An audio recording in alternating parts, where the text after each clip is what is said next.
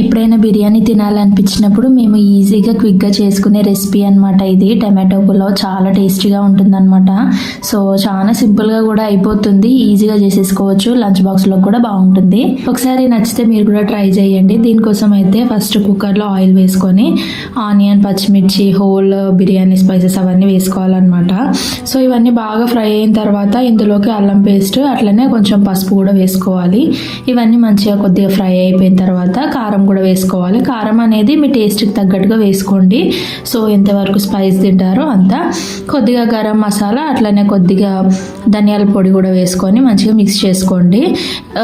ఇది basmati rice use చేస్తున్నాను అనమాట. ఇక్కడ నేను బాస్మతి రైస్ లేదా నార్మల్ రైస్ అయినా యూజ్ చేసుకోవచ్చు. 1 అవర్ పాటు నానబెట్టిన అనమాట.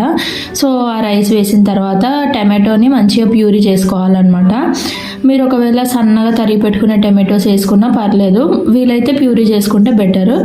ప్యూరీ వేసుకున్న తర్వాత అయితే సాల్ట్ కూడా యాడ్ చేసేసుకోండి టేస్ట్కి సరిపడా. మనం వాటర్ వేసుకోవాలి. ఆ వాటర్ వేసుకున్న తర్వాత ఒక 2 విజిల్స్ వస్తే మాత్రం చాలు, ఇంకా చాలా బాగుంటుంది. వేడి వేడిగా తినాలి పులావ్ అనేది, చాలా టేస్టీగా ఉంటుంది. ఎప్పుడైనా చేసుకోండి, నచ్చుతుంది.